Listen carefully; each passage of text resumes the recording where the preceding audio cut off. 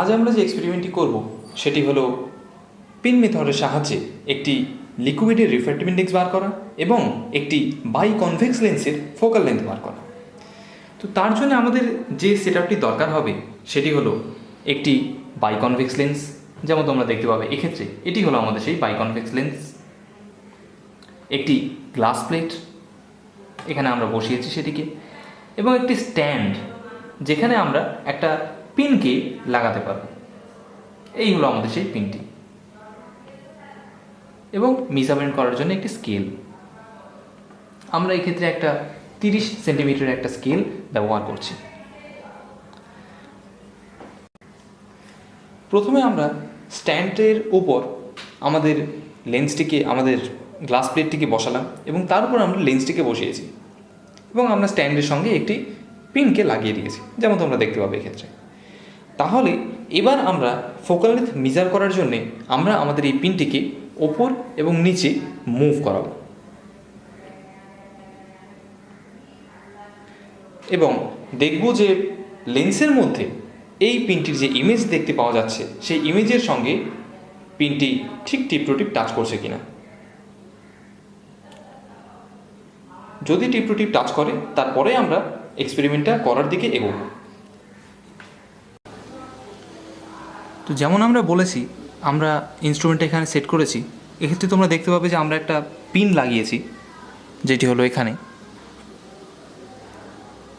নিচে আমাদের একটা গ্লাস প্লেট রাখা আছে এবং তার উপরে আমাদের লেন্সটি রাখা আছে, যার ফোকাল লেন্থ আমাদের বার করতে হবে। তোমরা এখানে পরিষ্কার দেখতে পাবে যে পিনটির একটা রিফ্লেকশন লেন্সের মধ্যে দেখা যাচ্ছে। এখন যদি আমরা পিনটিকে মুভ করাই সামান্য এপাশ ওপাশ, তাহলে দেখতে পাবে যে ইমেজটিও মুভ করছে। আরও একটা লক্ষ্য করার বিষয় হলো, এখন পিনটির যে শেপ তার তুলনায় তার ইমেজের শেপ অনেক ছোট, অর্থাৎ এখন পিনটি ফোকাল পয়েন্টে নেই। যখন আমরা এক্স্যাক্টলি ফোকাল পয়েন্টে পৌঁছে যাব, আমাদের পিনটির ইমেজ এবং পিনটির অবজেক্টটি এবং লেন্সের মধ্যে দিয়ে তার যে ইমেজটি দেখা যাচ্ছে তাদের শেপ একদম সমান হবে।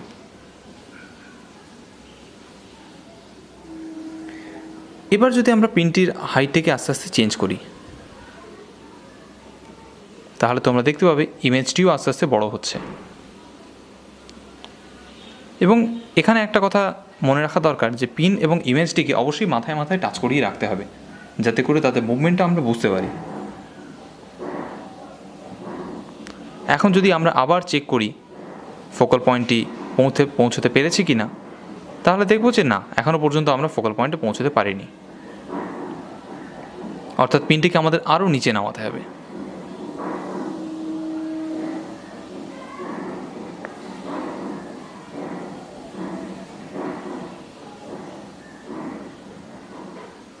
এখন যদি তোমরা লক্ষ্য করো তাহলে দেখতে পাবে ইমেজ এবং অবজেক্টের শেপ এক্স্যাক্টলি ইকুয়াল হয়ে গেছে এবং দুটোর মুভমেন্ট সমান এবং ঠিক বিপরীত দিকে হচ্ছে, যেটা থেকে আমরা অবশ্যই এটা বুঝতে পারবো যে আমরা ফোকাল পয়েন্টে পৌঁছে গেছি। তোমরা যদি তোমাদের চোখটাকে এবার সামান্য ডান দিক থেকে বাম দিকে নাড়াও পিনটির রেসপেক্টে, তাহলে দেখতে পাবে ইমেজ এবং অবজেক্ট দুটোই এক্স্যাক্টলি যেমন এখন দেখা যাচ্ছে ঠিক এইভাবেই একটা সিস্টেম হিসেবে মুভ করছে।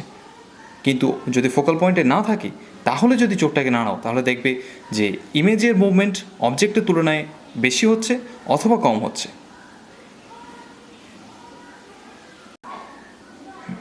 তবে আরেকটা মনে রাখার বিষয় হলো, একটা জিনিস লক্ষ্য করবে যে যখন আমরা পিনটি আমাদের ফোকাল লেন্থ যদি আমাদের এফ হয়ে থাকে, তাহলে যদি আমাদের লেন্স থেকে আমাদের পিনের দূরত্ব এফের কম থাকে, তাহলে দেখবে অবজেক্টের তুলনায় ইমেজটির শেপ অনেক বড় হবে, অর্থাৎ ইমেজটি ম্যাগনিফাইড হবে, যেটা খুবই সাধারণ ঘটনা।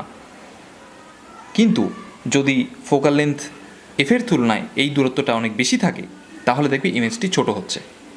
এক্স্যাক্টলি যখন ফোকাল পয়েন্টে আমরা পৌঁছে যাব, তখনই ইমেজ এবং অবজেক্টের শেপ এক্স্যাক্টলি ইকুয়াল হবে।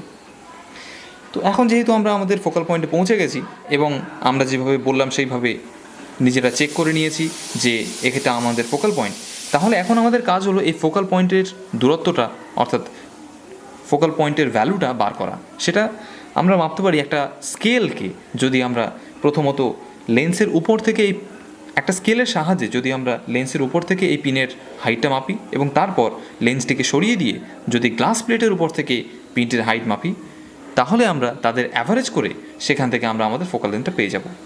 অর্থাৎ কিছুটা এইভাবে প্রথমে আমরা লেন্সটির উপরে বসিয়ে সেখান থেকে আমাদের এই পিনের হাইটটা মেপে নিলাম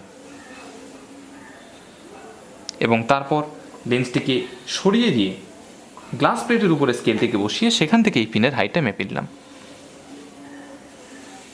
এই দুটি হাইটের যদি হয়ে থাকে F1 এবং F2, তাহলে F1 plus F2 divided by 2, এটি হলো আমাদের focal length of this convex lens. আমরা পিনটিকে এক্ষেত্রে ঠিক ফোকাল পয়েন্টে সেট করেছি, যেমন আমরা যে মেথডে দেখিয়েছি সেইভাবেই আমরা সেট করেছি। এবং এবার যদি আমরা আমাদের স্কেলটিকে প্লেস করি হাইটটি মাপার জন্যে, তাহলে তোমরা দেখতে পাবে যে এক্ষেত্রে আমাদের লেন্সের উপর থেকে পিনটির হাইট আছে 9.2 সেন্টিমিটার্স এবং তারপর যদি লেন্সটিকে সরিয়ে দিই গ্লাস প্লেটের উপর থেকে উচ্চতাটা মাপি, তাহলে সেটি হচ্ছে 10.1 সেন্টিমিটার্স। তাহলে আমাদের এই বাইকনভেক্স লেন্সটির ফোকাল লেন্থ হবে 9.2 প্লাস 10.1 ডিভাইডেড বাই 2 সেন্টিমিটার্স। এবার আমাদের কাজটি হলো যে এক্ষেত্রে আমাদের একটা লিকুইডের রিফ্র্যাক্টিভ ইন্ডেক্স বার করতে হয়। সুতরাং আমরা যেটা করব সেটা হলো একটা অল্প পরিমাণে কিছু লিকুইডকে নিয়ে, এক্ষেত্রে আমরা সেটাকে জল হিসেবে জলটাই ব্যবহার করছি। তো সেটাকে আমরা প্রথমে কাঁচের প্লেটের উপরে কিছুটা দিয়ে দিয়েছি, তারপর তার উপরে লেন্সটাকে প্লেস করেছি, যে কারণে আমাদের বাইকনভেক্স লেন্সের নিচে একটা প্লেনো কনকেভ লিকুইড লেন্স তৈরি হয়েছে। তো ওই লিকুইড লেন্সটি এবং আমাদের বাইকনভেক্স লেন্স মিলে একটি কম্বাইন্ড লেন্স এক্ষেত্রে তৈরি করছে। যে লেন্সের ফোকাল লেন্থটি যদি আমরা মেজার করি, তাহলে আমরা আমাদের আগের এক্সপেরিমেন্টটি, অর্থাৎ যেখানে আমরা আমাদের একটা বাইকনকেভ লেন্সের ফোকাল লেন্থ বার করেছিলাম এবং তার রিফ্র্যাক্টিভ ইন্ডেক্স বার করেছিলাম, সেই এক্সপেরিমেন্টটিতে আমরা যেমন দেখিয়েছিলাম যে থিওরিটিক্যালি খুব সহজেই আমরা এই ফোকাল লেন্থ দুটোকে মেপে তার সাহায্যে আমরা আমাদের ওই বাইকনকেভ লেন্সটির ফোকাল লেন্থ মাপতে পারি। ঠিক সেই ফর্মুলাটি ব্যবহার করে আমরা এক্ষেত্রেও আমাদের লিকুইড লেন্সের ফোকাল লেন্থ এবং তার রিফ্র্যাক্টিভ ইন্ডেক্স বার করতে পারবো। তো এবার এখন পিনটি ঠিক আগের যে পজিশনটি ছিল সেই পজিশনে সেট করা আছে, অর্থাৎ পিনটি সেট করা আছে যেখানে আমাদের কনভেক্স লেন্সটির ফোকাল লেন্থ আছে সেই দূরত্বে গ্লাস প্লেট থেকে। এবং তার নিচে আমরা আমাদের কিছু পরিমাণ জল দিয়ে দিয়েছি। তাহলে এখন খুব স্বাভাবিকভাবেই তোমরা দেখতে পাবে যেহেতু এখন একটা কম্বাইন্ড লেন্স তৈরি হয়ে গেছে, সুতরাং ইমেজ এবং অবজেক্টের শেপ সম্পূর্ণরূপে আলাদা হয়ে গেছে। এখন তোমরা দেখতে পাবে যে ইমেজটি অনেক বড় হয়ে গেছে, যেটা দেখছো এখন, এবং অবজেক্টটি তুলনামূলকভাবে ছোট হয়ে গেছে, অর্থাৎ ইমেজটি ম্যাগনিফাইড হয়ে গেছে। অর্থাৎ আমাদেরকে পিনটিকে এক্ষেত্রে আরও ওপরে নিয়ে যেতে হবে।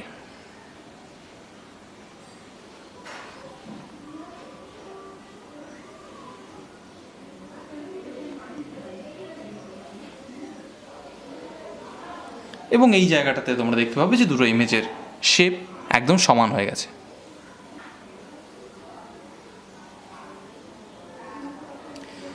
তো ঠিক সেইভাবেই, ঠিক আগের পদ্ধতি যেমন বলা হয়েছে ঠিক সেইভাবেই ফলো করে আমরা আবার এখান থেকে প্রথমে লেন্সের উপর থেকে এই পিনের উচ্চতা এবং তারপর গ্লাস প্লেটের উপর থেকে পিনের উচ্চতা এই দুটো মেপে এবং তার অ্যাভারেজ করে আমরা এই কম্বাইন্ড লেন্সের ফোকাল লেন্থ বার করতে পারবো। এবং সেখান থেকে আমাদের পুরনো যে ফর্মুলাটি দেখানো হয়েছে সেটি থেকে ব্যবহার করে আমরা এখান থেকে এই লিকুইডের যে লিকুইডটি আমরা এক্ষেত্রে জল ব্যবহার করেছি, অন্য ক্ষেত্রে হয়তো আমরা অন্য কিছু ব্যবহার করতে পারি, সর্ষের তেল বা নারকেল তেল ব্যবহার করতে পারি। তো সেক্ষেত্রে তাদের রিফ্র্যাক্টিভ ইন্ডেক্সও আমরা খুব সহজেই এখান থেকে মেজার করতে পারবো। তবে এক্ষেত্রে একটা মনে রাখার বিষয় হলো, এই কম্বাইন্ড লেন্সটি একটা কনভেক্স লেন্সের মতো বিহেভ তখনই করবে যদি আমরা নিচে যে লিকুইড লেন্সটি রেখেছি সেটির ফোকাল লেন্থ আমাদের বাইকনভেক্স লেন্সের ফোকাল লেন্থের থেকে বেশি হয়। যদি লিকুইড লেন্সের ফোকাল লেন্থ কম হয়ে যায়, তাহলে এই কম্বাইন্ড লেন্সটি একটা কনকেভ লেন্সের মতো ব্যবহার করবে, সেক্ষেত্রে আমরা জানি যে যেদিকে তার সোর্স থাকবে সেই দিকেই ফোকাল পয়েন্ট তৈরি হবে, ফলে আমরা এই পদ্ধতির সাহায্যে তখন আর ফোকাল পয়েন্ট মেজার করতে পারবো না।